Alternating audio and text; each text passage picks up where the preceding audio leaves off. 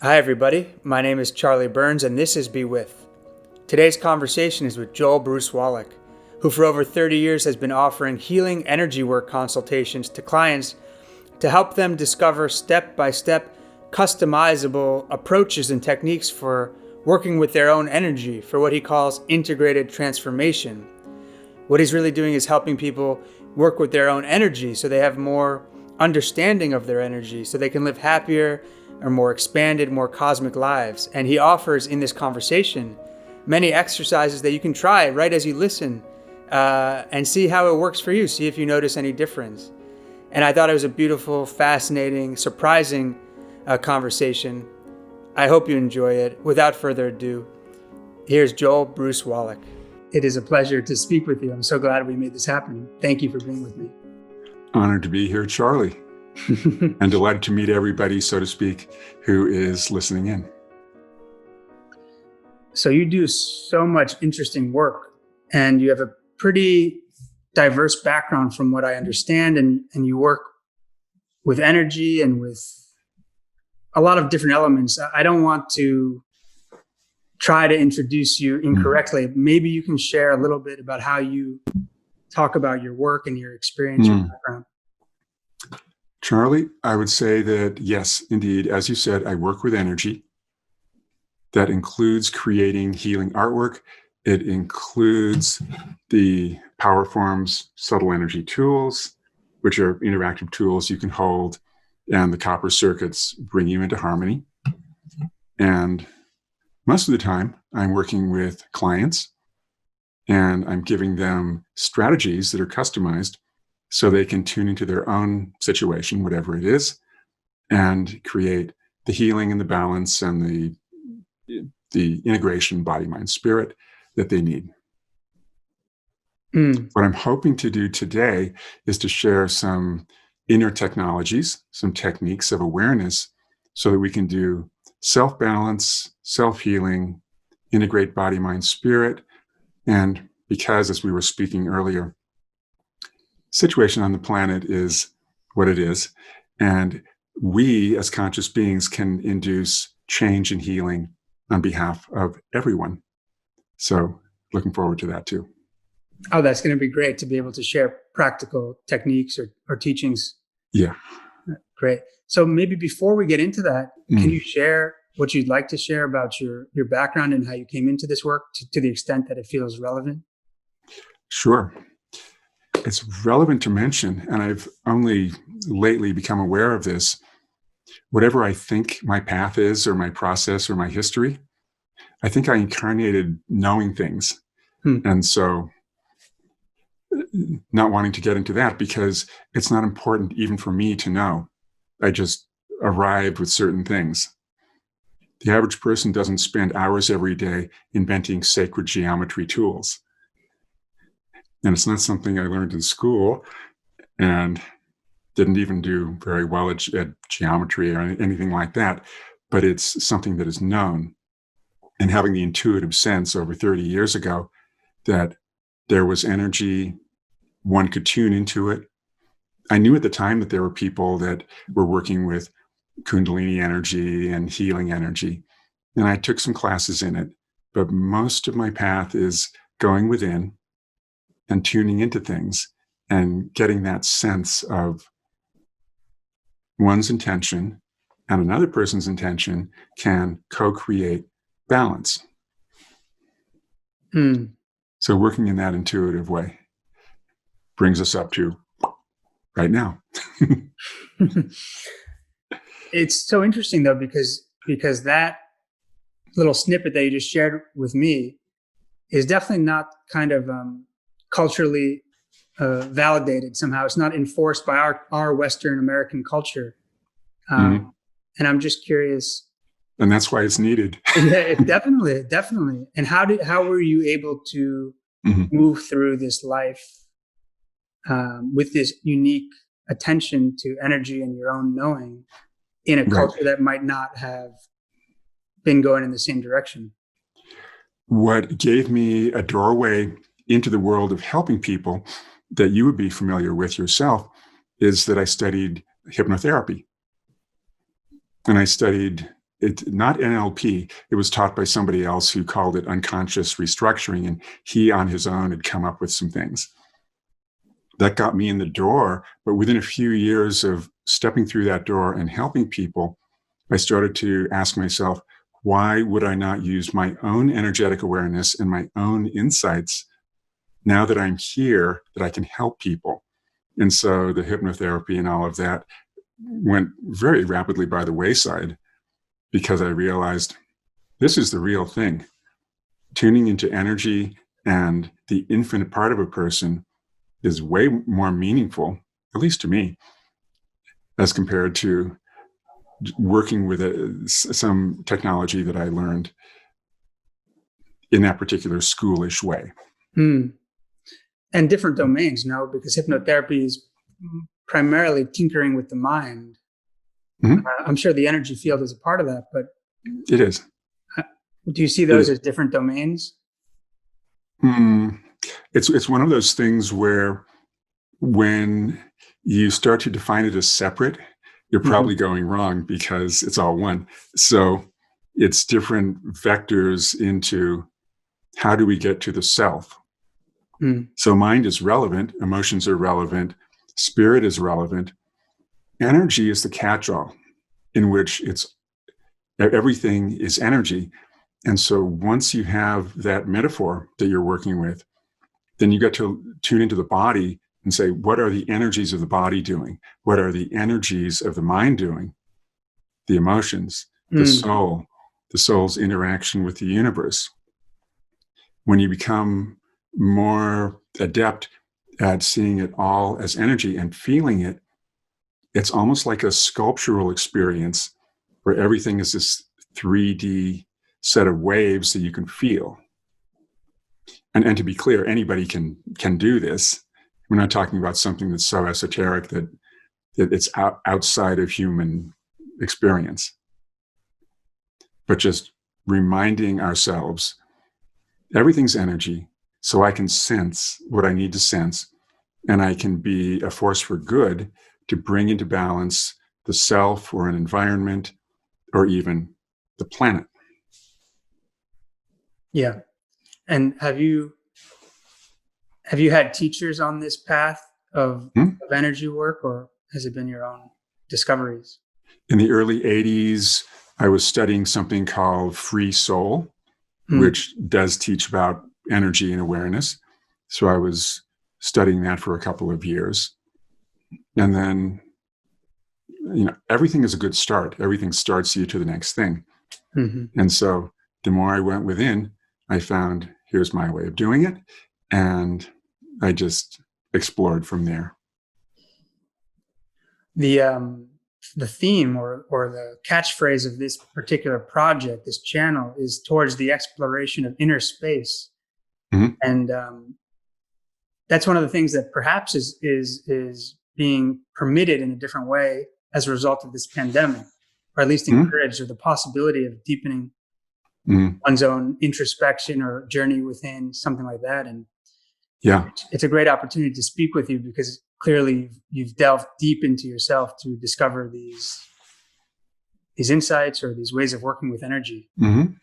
Yeah, it's an opportunity for everybody, whether it was intended or wanted or not. But here it is. So we can definitely go within, and we can do so in a way that's grounded, which is another thing I want to make really clear. If somebody is arriving in this experience with us, and they're thinking, oh, inner space, that's some sort of altered state. But none of this is altered. It's a matter of including that which is deeper and that which is subtle in your conscious self. And I have to emphasize, in the physical body. In other words, we aren't traveling anywhere. Because inner space, when you use that phrase, it implies the universe within. And that's not just the personal universe. We're also talking about the possibility that the infinite is contained within us, and we're contained within it. So once your rational mind can be okay with that, I'm within the universe is within me, then we can start to recognize, oh, I don't have to be in an altered state. I don't have to leave my body. I can be right here, right now, but I can include more. Hmm. And if somebody just takes that from this conversation, they're going to be more grounded and they're going to be more free to be who they are, connected with the infinite. But please stay tuned for the rest of the conversation. Yes, I think that's a wonderful entry point. And I know on your website, you use this phrase cosmic living.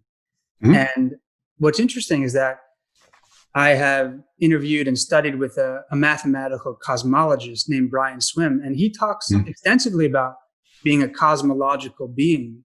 When am I not, or when am I? I think even from the perspective of a mathematical cosmologist, you guys are in a way saying the same thing. When am I acting in accordance or in aligned with the universe that is both within and without myself? Right. And the secret to getting there, if anybody wants to know, is when you step into your body, if you start to release your named definitions of, okay, this is my heart. But then if you go to that space with your attention, then if you say, what's deeper than the physical pumping heart? And anybody listening can do this right now. And then you notice, oh, it kind of feels like an energy. And frankly, it all feels kind of like an energy at first. And so you have to be okay with that. And so you notice, okay, beyond the physical pumping heart, feels like there's an energy. And then what's deeper than that energy? And it's almost as if you reach in and you release that next label that you found. And then there's something kind of sparkly. And you keep on going deeper and deeper and taking your definitions away. At a certain point, there's still something, because there's always something. But you'll find this feels like a really deep part of me, but it's nothing like, what I see in the mirror, for example. And it seems kind of cosmic. And then you start to tune into other things outside of yourself. And when you peel the labels away from anything else that you tune into, and you start to recognize, well, that's sparkly something out there in that tree, and that's sparkling something in here. There's something the same about it. And so it's at that point that you're having a cosmic experience of deeper knowing. And yet, if anybody was to ask you, how do you know that this sparkly something is the cosmos? How do you know that you are the cosmos? You can't put it in linear words. You can only invite somebody, well, have this experience, and you too will know. And as I do that, just listening to you, I notice my own impulse to sort of name it as I go deep. This feels like this. This feels like this. But I also intuitively sense that part of the work is not attaching any kind of label or name to the feeling. Is that true? Yes, because that brings you to something that, although the rational mind, because of its need to do so, will always label it. But at a certain point, it's just really slow waves that feel infinite, which is a fairly harmless label.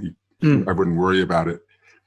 And if you keep doing that, then it's as if you develop this inner conversation with it, we could call it. And what you start to be with is something that starts to talk to you, and it starts to inform your rational mind. So your rational mind can quiet down a little bit, and it can start to recognize, oh, this deeper universal self, which also seems to be very much like the external universe. And so you get the knowingness, but it's not so verbal at that point. And it's more knowing what you know when you walk in the forest.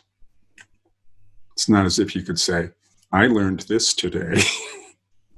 It's more like, well, in the forest, I had a knowingness. Because that which was natural there activated that which is natural within me. And so the trees taught me that.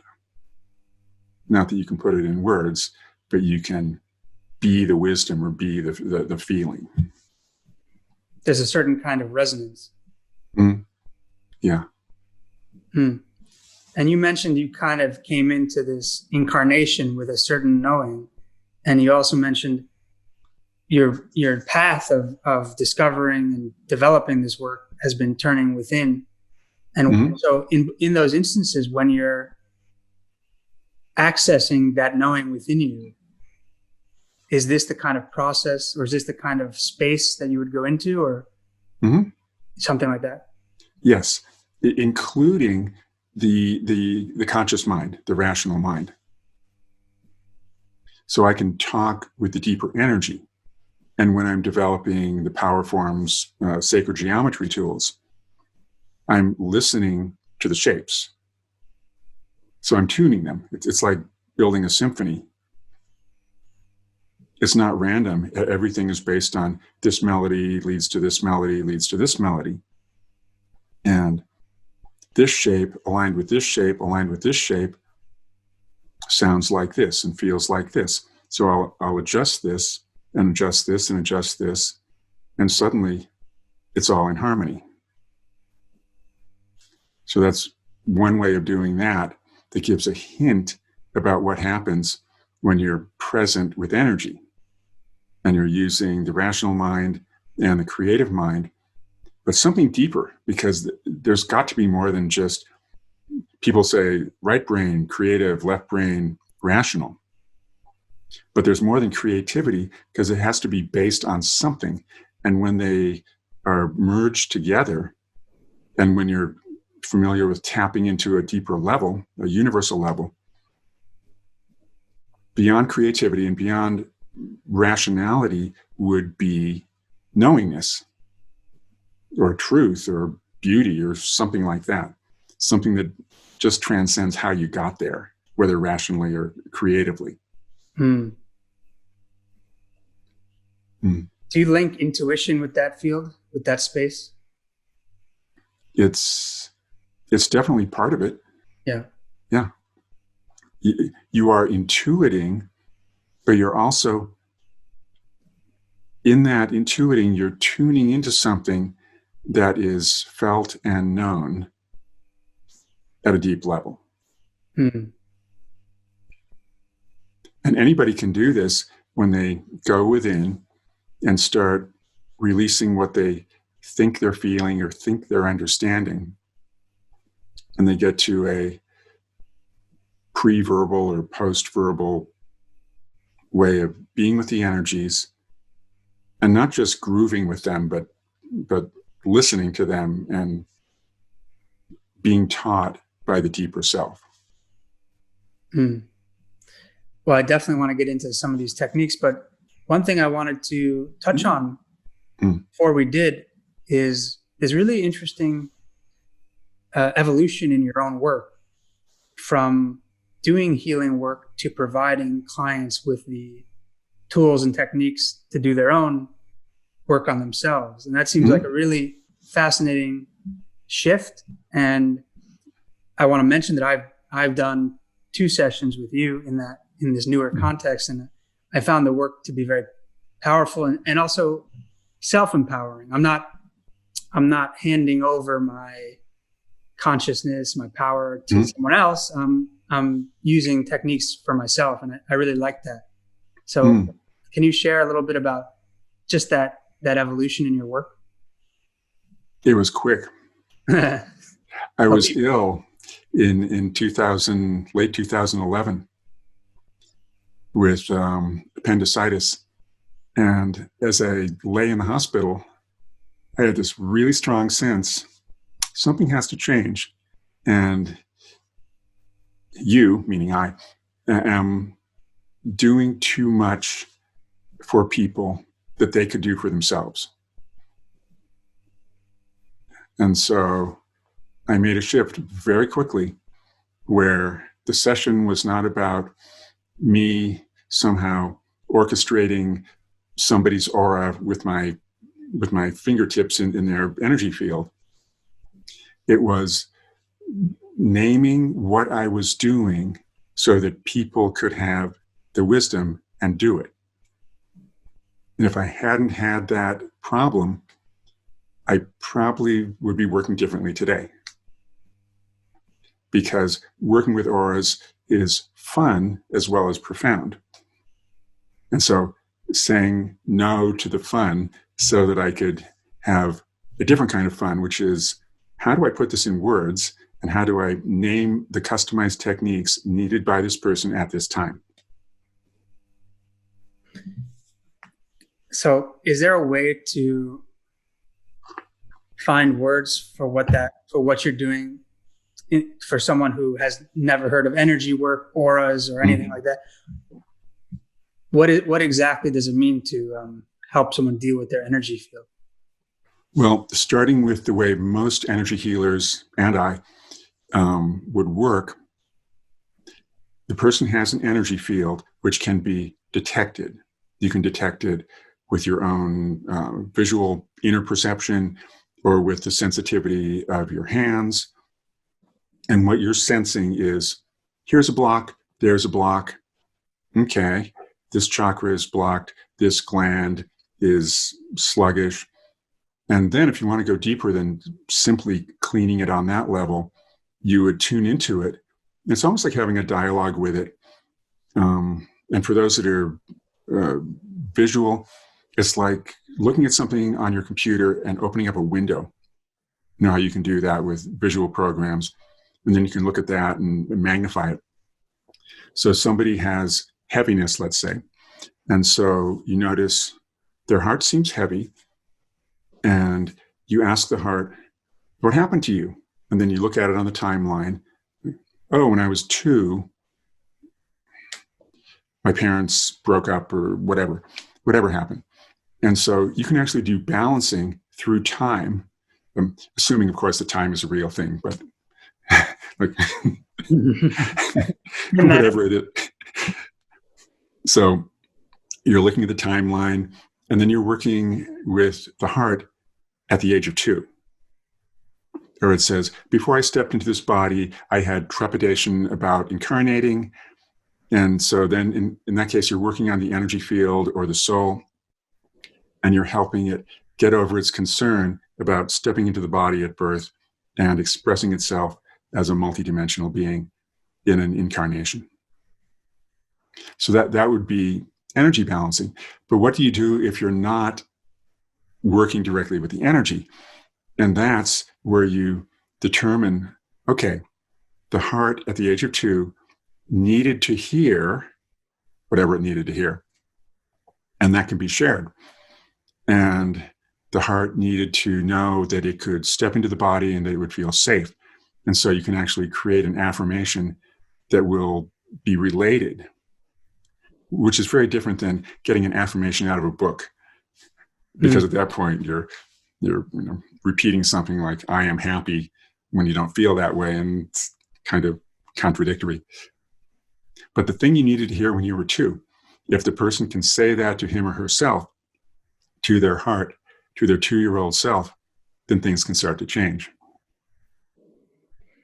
So from where does that specific phrase of what they need to hear come from? It comes from the self. It comes from the chakra. We were speaking when we started that everything is within, and you're within the universe. So everything is within the self. And if you're wondering, well, where's the self? Your nose is the self. Your ears are the self. Your heart, your liver, it's all the self, because the infiniteness of you is contained like a hologram in each part of you. So you don't have to go out of your body to get information. You don't have to ask something else. You can just go right to what you're working with, and it contains. You might have to peel away some layers. It's not as if you can just go there and start listening or start looking, and it's right on the surface. But if you home in, then it's available. It is there. So maybe that's something you can point to. So how do we begin to hone in on that knowing? Mm-hmm. So to do that, let's do a series of exercises where we can clear some stuff out and start to be more attentive. So we were speaking earlier about so much happening on the planet. It's easy to be overwhelmed. One of the main areas that people are going to be overwhelmed is right here, which you could either call the third eye or the forebrain. It's almost as if there's a glut of data or a glut of information or just sensory overload, which people are walking around with. And it's probably making them want to drink and do drugs because they just want to blot that out. So instead, let's have everybody take their hands. We're going to call them hands of light, which is a way to tune into the deeper essence of what your hands are. And once you call them hands of light, then it's no longer mere flesh. It's light of your true self and of the universe grounded in the presence of your hands. So trust your intuition. Reach in, take the stuff that's not you out of your forebrain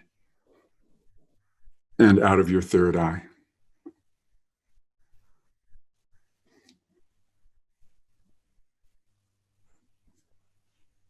And if you feel like you're making it up, you are.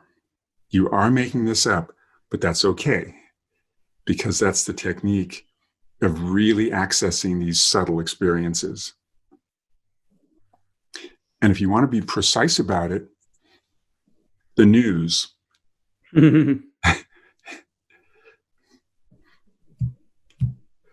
collective fear,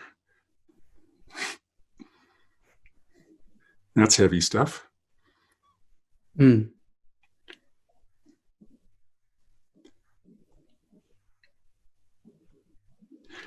Negative things that are projected by whomever for whatever reason.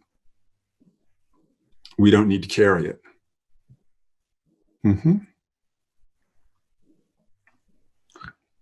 Then take your hands of light and you can smooth out that area. If you like, you can imagine that you are reaching into the front of your brain and smoothing it out.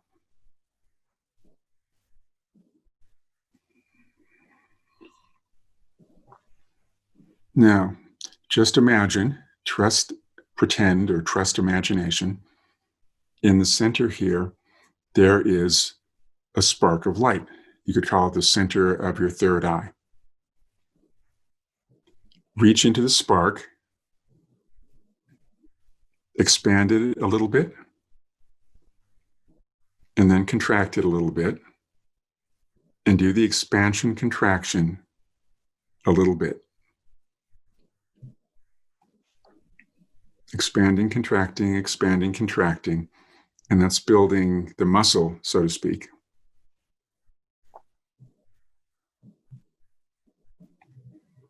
And at this point, you can tune into that space and ask it, what do I need to know? Just for this moment, not for all time, but what do I need right now?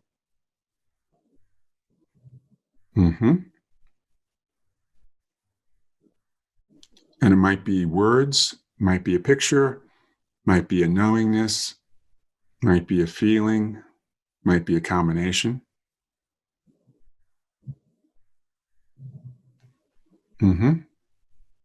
Yeah. And if anybody is listening and thinking to him or herself, did I get the right thing? The answer is yes. Did I do it right? Yes, you did.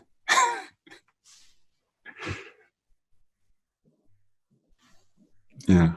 What was interesting for me, the message was actually just to release my shoulders. And that seems like such a simple thing, but that was the message. That was profound. for you in that moment. Mm-hmm. Somebody else might get an insight to write a book. It could be a bigger thing. But maybe relaxing your shoulders and writing a book are all the same on a certain level when that's what you need to get to the next stage. Right. And you mentioned something interesting, which was that if you feel like you're making it up, you are, but that's okay. Mm-hmm. Yeah. Can you say more about that? Yeah. That's the secret to all of this. All metaphysics, all new physics, all the talk of consciousness, all the talk of spirituality and religion. You have to be willing to make it up to tune into the deeper truth that transcends the material plane. If you're waiting for an assurance that's going to feel like your rational mind, that's not it.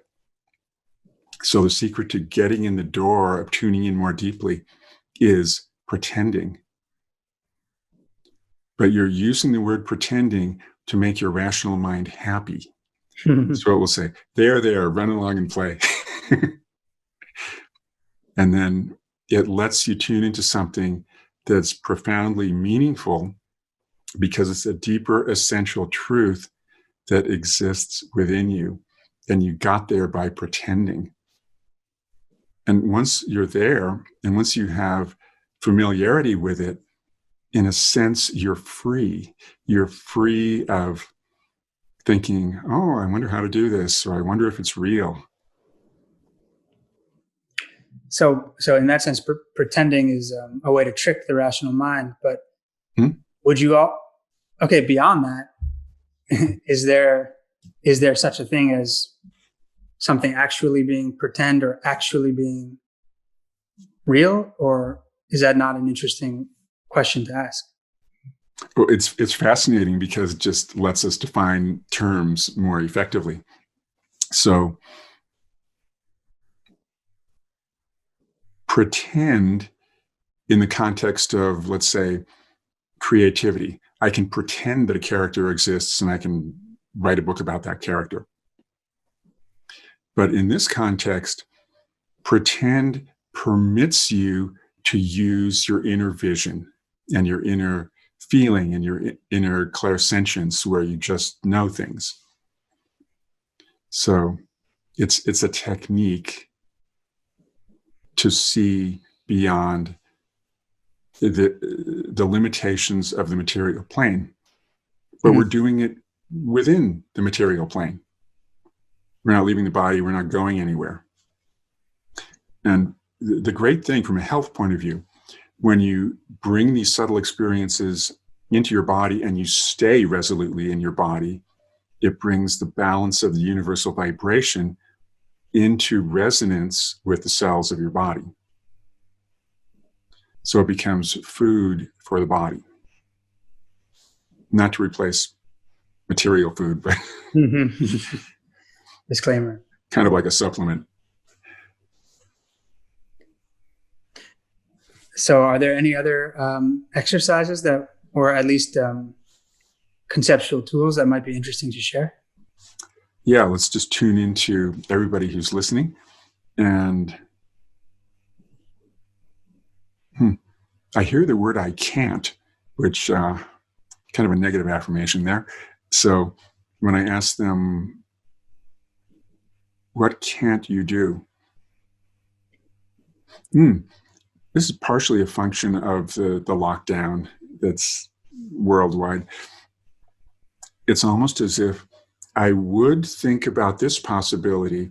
Oh, but I can't because I don't know what the future will bring.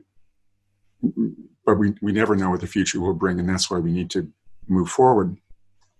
So the technique, as I see it, that's most relevant to everybody listening is I have the sense that people's sense of future has been cut off or closed down. So the healing technique we would need to do is to start with where we are in our body in present time and make an opening into the future. See, the danger of closing down your future with your awareness is that it doesn't permit you to move forward. So it's almost as if what I think I'm tuning into is everybody feeling shut down because they're waiting for something external to give them permission to move forward.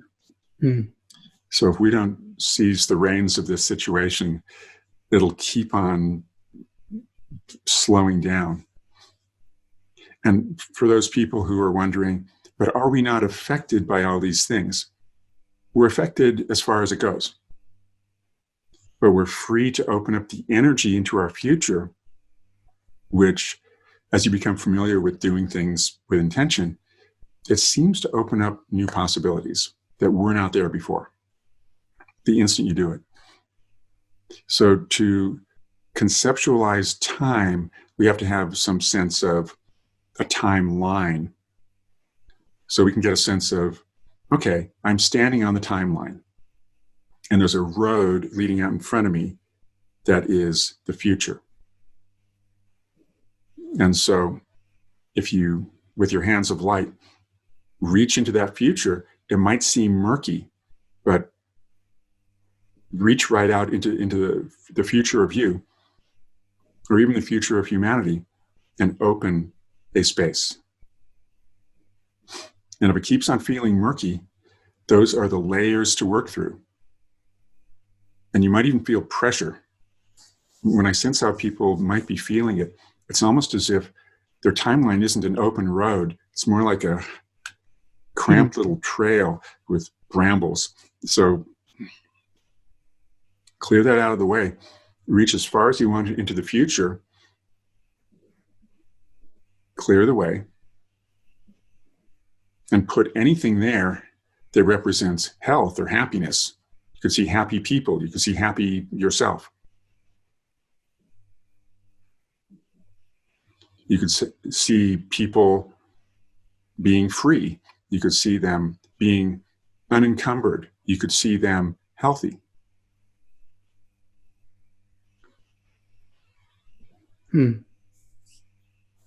Here's another case where if you think you're making it up, you are, but you're also establishing energies through time. And then you bring some of those energies in the future into you. So you can start to have an energetic dialogue between you and what you've made a space for. Bring them in how? Just with your hands of light? Yeah. Mm-hmm. Yeah. Or whatever way you would like to do it. Mm-hmm. Now, according to the way even traditional physics would talk about energy, resonance, you now have a different resonance. And the metaphor that everybody likes to use, which is great, is two tuning forks. One tuning fork is struck, you hold it near the other tuning fork, it spontaneously starts to vibrate. So you're holding the vibration now of a positive space that you opened up to. And so now you're sending that out. But anything that you send out comes back. And so now you're in a frequency that is a higher resonance or higher quality of being than you were a moment before, because you chose to do something in spite of a world that seems to be telling you, difficulty, limitation, illness, all these things. And so you've made a choice that changes your vibration. And on the very simple level that all the holistic doctors are always saying, stay as positive as you can, don't deny problems, but do not sink into a state because that lowers your immune system. Mm-hmm. So if nothing else, you just raise the quality of your immune system because your mind, your body, your soul has something to move forward in.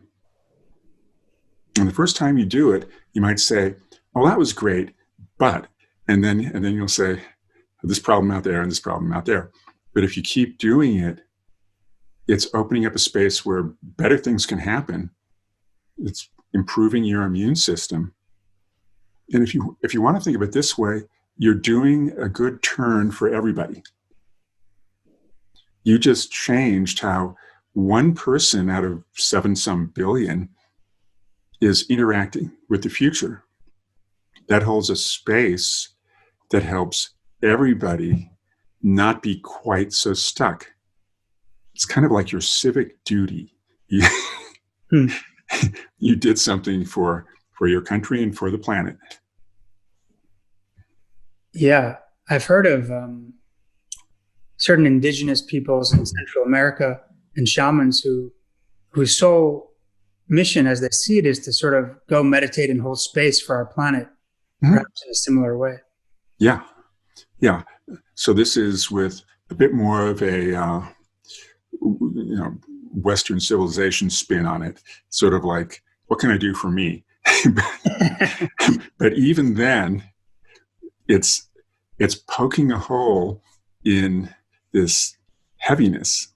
Mm-hmm. Mm-hmm. And for those who might be inclined to think, oh, well, that's selfish. If it helps everybody, then how selfish is it? Yeah, or who is the self? Maybe we're all the self. We're all mirrors. So if you can open something up, well, think of it this way.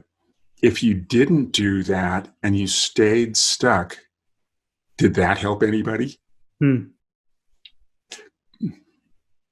Yeah. So how do you see this, or what's your take on this relatively popular idea of manifestation or creating your own reality, things like that are kind of in the culture now from The Secret? Mm-hmm. What's your reflection on that kind of stuff? I have mixed feelings because there's an element of it, and I've observed this with many people that are fascinated with those teachings. There's an element that avoids working on yourself. It just sort of skims right over it. And it says, according to their theory of positive thinking, it says, don't worry about those heavy emotions. Don't worry about that pain. Just think positive. And there's something out of balance with that. And so, in our president, who is a positive thinking student. Well, in fact, yes. Apparently, when he was younger, he went to one of those churches that was not Science of Mind, but something like that. And the thing about all of this, they're always half right,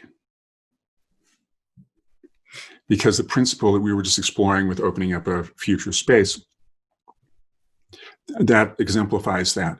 It's things are possible, and you should be attentive to them and attempt to resonate with them. What most of those teachings leave out is, if something is difficult, you can also feel into it and do healing on that which is heavy. But you don't, this is what I've observed, and this is what concerns me. You don't get to do that and bring lightness to the heaviness if you don't let yourself be aware of the heaviness. That's the danger. I would say that's the shadow side of The Secret, if you will, that it leaves that out. But if you incorporate teachings of The Secret or Science of Mind or any of this stuff with being willing to feel into pain, feel into what's stuck, and bring light to that, or bring it up to the surface, do something to transmute it, then you're working in a more balanced way. So that's an important step, is allowing the darkness to be, and also actively transmuting it. Yeah. I can see a spectrum where at one end of the spectrum, you have The Secret. Spend 17 seconds being positive. Don't worry about your problems. Then at the opposite end, you have the people that say, well, this pain is my karma. I have to go through it. There's nothing I can do. So there's got to be a middle ground that isn't stuck in those two extremes. And so being able to feel into pain and transmute it. And we could do a technique for that if people would like. Yeah, just tuning into everybody. The impression I have is I can breathe my attention in here. Oh, but there's some other part of my body where I can't breathe it in. And this might sound too simple. All these techniques are too simple. But anyway, if we want to do this, notice where it's easy to breathe into your body. Where can your attention go? And where does it feel kind of clogged? So just notice, where can I feel it? And where does it feel dense or unconscious? Or, I mean, some people will admit they can only bring their energy in a little bit, but they can't feel the lower half of their body. Or their legs and feet seem to be floating away somewhere, but not really here. So notice the edge between where you can feel and where it starts to get dense. And breathe through the edge. And at first it'll seem as if you're breathing into a murky something. And that's good. That means you're starting to feel the unconsciousness. But because you're bringing in consciousness, it's changing the unconsciousness so that it's semi-conscious. So you breathe into it. And then from that place, wherever it is, you breathe out. So breathe past the edge into the murky, exhale it. Breathe into it some more. Exhale it. Breathe even deeper, and it feels even murkier. But you're starting to notice that you feel safe. It's not as weird or scary as it was. And this is how you can step into the shadow and heal it. Because the shadow isn't permanently the shadow. It's just that which hasn't come to light yet. And this is where you're going way beyond just trying to be positive all the time. Because the side effect of trying to be positive all the time is you never get to heal anything, and then you become divided. And then you have to work harder and harder. You have to bend over backwards to say, yes, I'm positive. I'm tense and sick, but I'm positive. Yeah, it's like an override. Mm-hmm. Yeah. Thank you for sharing that. It's both so simple and profound all at once. Yeah. Most of these things are so simple that if you say them to people who haven't done them, they'll say, oh, I've heard about that, which is like saying you've heard about going to the moon, but you've never been there. Oh. Do we have time to do some planetary healing? Sure. Yeah. Okay. So when tuning into the planet, first of all, let's admit that we think of the planet as being much bigger than us. And that gets in the way. Gets in the way of being able to work with it at a very simple, essential level. But if the planet was a little sphere that was floating out in front of you, if it was just out there in front of you, and if you were to screen out all the beliefs you have about it and all the beliefs people have about it, then you're left with the planet. And with your hands of light, you can detect, what does it feel like? Does it feel light and happy? Does it feel heavy? Is it buzzing in a strange way? And whatever you sense is correct. And you are permitted to lift off layers that seem to be getting in the way, that seem unbalanced.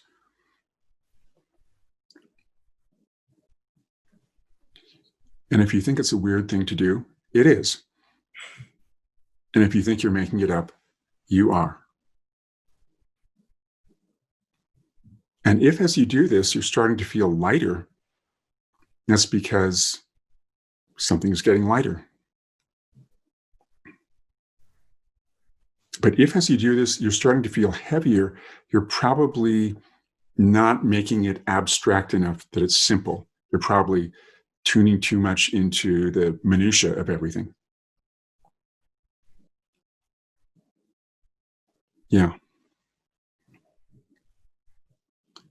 Now, tune into South Pole, North Pole, and move a big ball of light up and down through the poles, right through the earth.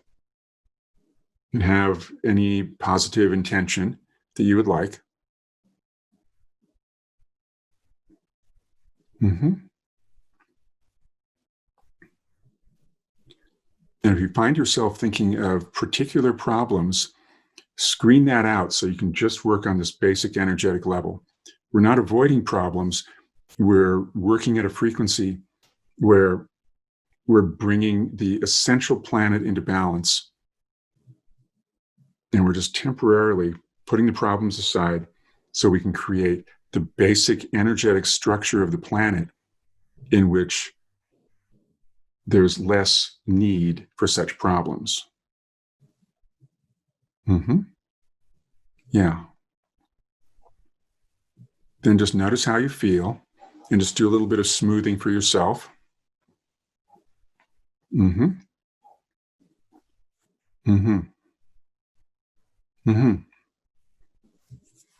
Now, this is going to kick up a lot of rational mind activity, saying, what did I just do? Why did I bother to do it? When I look out the window, I still see smog or whatever it is. So what did I do? At the basic, essential level, you could call it the soul of the planet, it is now less encumbered. Now, that basic, essential level, very much like your own soul, when your soul is able to integrate with your body, you feel more like the essential you. So the planet can now be its essential self. This is not avoiding working with plastic particles in the ocean and the million and one things that need to be addressed. But it's creating a healthier planet, which means you just helped 7+ billion people on a subtle level. Now, some people are going to be okay with that, and some are going to say, no, problems still exist. Well, yes, they do. No one is saying that they don't. This is simply a way for those who are ready to do it to heal at a very basic level that, in a way, transcends all of the material problems. And one way that mystics would explain this, they would say, imbalances at this basic, essential level lead to what we see on the material plane. So when the basic self, or the basic planet in this case, is more in balance, there won't be as much imbalance at the deeper level that would lead to the physical problems. Now, I do understand that some people will tell themselves, well, I can relax and meditate once we heal once we heal pollution, or once the hungry are fed. Working at this level might sound backwards or fantastic or something, but it's a way to do really deep healing, which then makes the planet less likely to have problems. And at the very least, you're going to feel more relaxed because you just opened up a space around the whole planet so that you, the individual, and one hopes other individuals, can now tune into the universe without so much psychic sludge.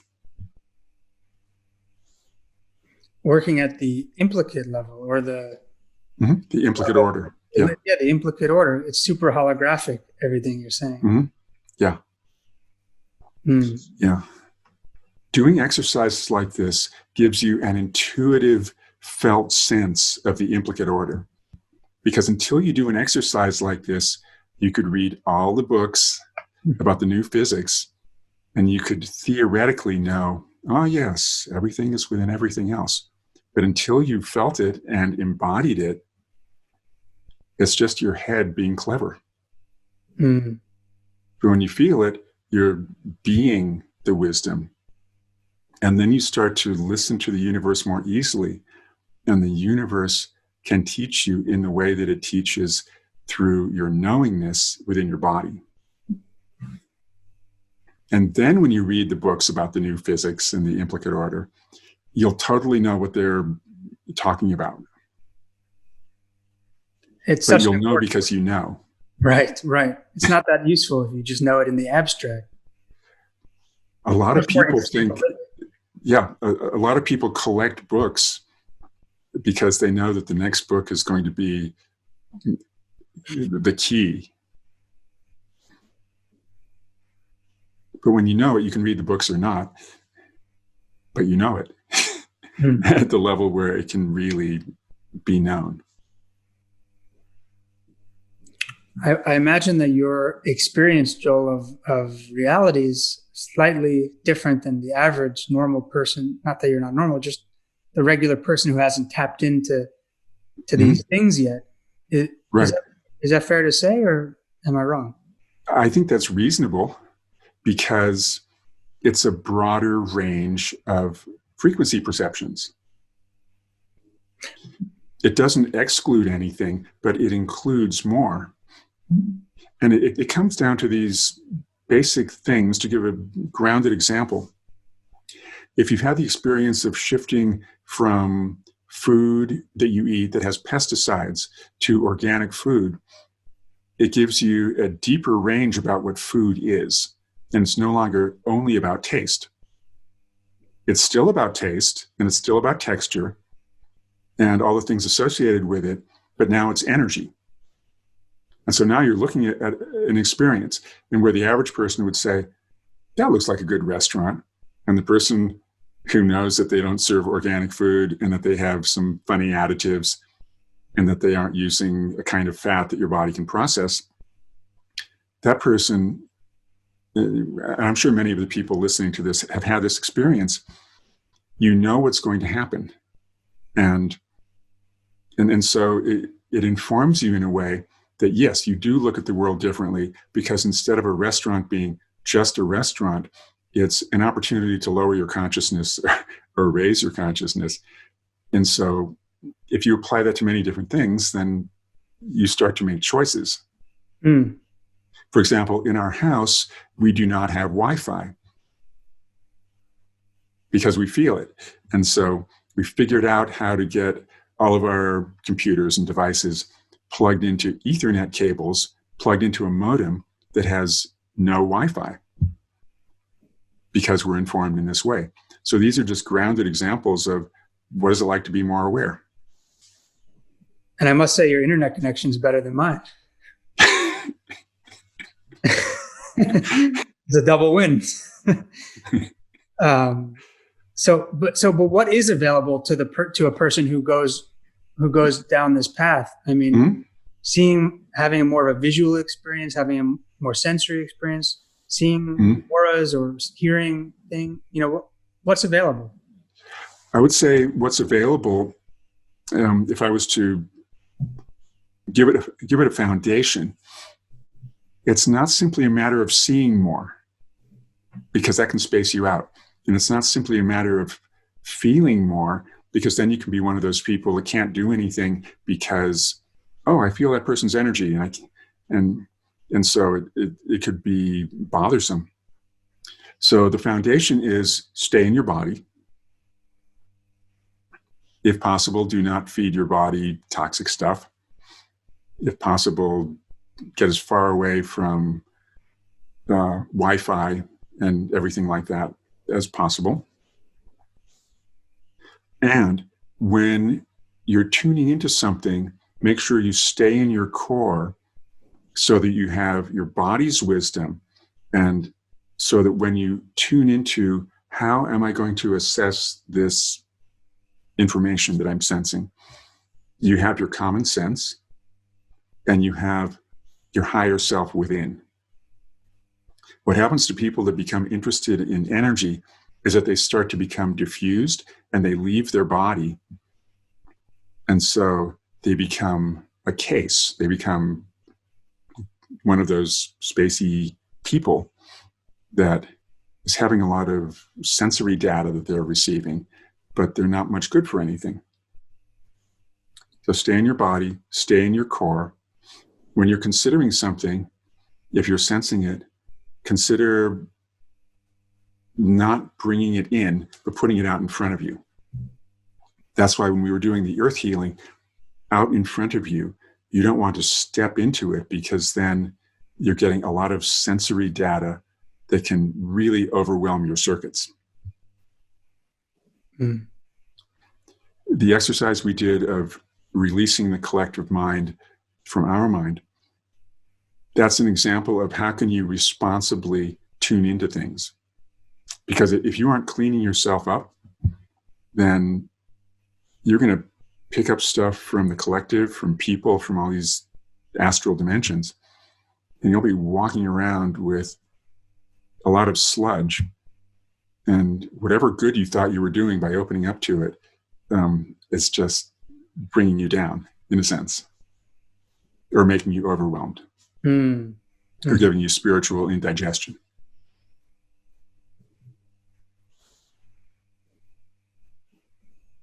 So if people want to practice something, tune into one part of your body and tune into the light there, and expand the light, and then contract it, and just keep on doing that. The expansion opens up your subtle sensing. The contraction brings it back so it's really grounded and really embodied. I've seen too many classes where people say, open your chakras and open them wider. And people are just left like that. It's like giving people drugs and saying, go and drive on the freeway. So open, ground, open, ground. I would say if you want to explore, do that. And if you want to heal the planet periodically, I would appreciate that, and I'm sure everybody else would too, whether they know it or not. Thank you for offering all of these things. And I do want to mention some of the other kind of work you do, but perhaps before we go there, tapping into this collective field or audience listening, is there anything that wants to be expressed regarding the collective, or just on this, for this video, anything, any other? Yeah. This is really basic, and it's one of those things where you'll say, I know that. But anyway, I must say it. You are not the collective. You are not anybody else. If you're picking up that collective energy and you're starting to think, we are feeling this or we are feeling that, you are not a we. You are a you. When you release the collective from your body, mind, and soul, it does not mean that you are avoiding problems. It means you're clearing a space so you can be a more effective contributor in whatever manner you consciously choose to participate. So I just want to leave people with that, because especially with the media saying this problem and that problem, people are shifting from, oh, I thought I knew what was true, but now I'm just a hapless victim in this collective problem. It might sound weird to say it, but when you release the problem energy from your space, you will realize, no, things are not as bad as you are programmed to believe. And you are not the collective. And much of the collective is under hypnosis. The wrong kind of hypnosis, I have to emphasize. You don't want to be in their trance. And when you start to recognize, I'm not them, I can open up into a positive future, then you are truly doing good. You can do anything on the material plane that you want to do to improve things. And everybody has their own dharma and their own stuff that they need to do. So do that, but don't walk around channeling the collective. I would want to leave people with that. Thank you. I think that's perhaps the most interesting paradox of this summer, this year, 2020, is that we see so much upheaval, and there is a lot, and there's wildfires, politics, Black Lives Matter, pandemic. And at the same time, many people are also, not everyone, but some people are in the comfort of their house and they're actually comfortable in their surroundings. And it's this conflation of this collective chaos, but also this strange individual comfort. And they get right. Yes. What everybody is going through, it's very tempting to think, I can't do anything about that. I can't do anything about that. From your own place of power, which is within this present moment and within this body, you can, at the very least, clear your space, which opens up space for the planet. You can open up to a positive future. And if you think of yourself as representing thousands of people, wherever they may be, think of, if you make a change, it's energetically opening up those people who need to have that kind of resonance existing in the whole symphony of vibrations that is this planet. And if you're doing it, maybe somebody else is doing it. But you don't want to be the one that says, I'm going to let that other person meditate and I'm going to stay stuck. That's pointless. Something brought you to look at this. So how about you participating in something that would be so simple, would feel so good, and would do so much good? And as you know, Joel, and as people listening know, even just listening to this video is already creating some impact. It's representing a vibration. And all the people that you have on your channel are representing a vibration. And so even at that basic level, it's a way of putting something out into the collective that says, you may be stuck, but people are holding a different frequency. And I do admit that people are in different circumstances. So if you're relatively safe at home, it's easier to say these things and do these things than if you are living on the street, for example. That's given. But for the sake of those people and for the sake of everybody else, when you raise the vibration, as we were talking about, it's all part of the hologram. So you're polishing up the hologram and making it better for everybody. I think that's a beautiful kind of summary of what we spoke about, and perhaps place to end. I do want to mention, and maybe in a future conversation we can talk more about it, but you do all sorts of things beyond the healing work. You make music, you make artwork, you make these Powerforms. Do you want to mention anything about how it all integrates and what else you do? Everything integrates that I do because it's based on energy. And so when I tune into what do I want to create in terms of artwork, I want to upgrade the consciousness of the person that looks at this. So when I do one of my digital works that reveals the cosmic beauty of nature, it's not nature as it looks with your material eyes. It's the subatomic particles of cosmic consciousness that are shining forth from what we call the material plane. And in terms of the Powerforms, we can do an experiment. I'll do an experiment of healing that will involve anybody who's listening. So this is the neutral space plate. And what I'm going to do is tune into whoever's listening. And I'll just get this resonating.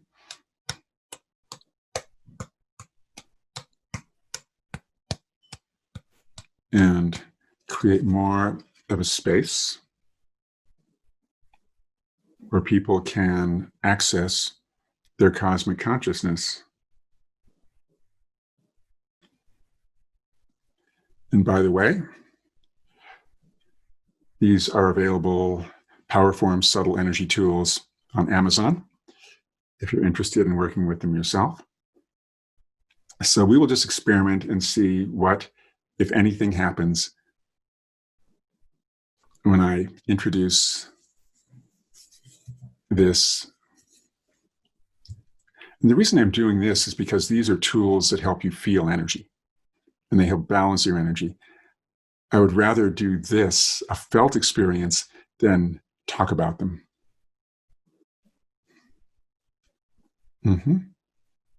Very good. And we could put links also. Yes, we will. I'll just send you appropriate links, and you can just put them in the when you post the video. Yeah. Fantastic. Do you feel like there's anything else you want to express, or does that feel like a good place for today? Good place. Yeah, thank you so much. It's been Thank you, Charlie. Such a privilege speaking with you, and really very grateful for everything you offered in this conversation.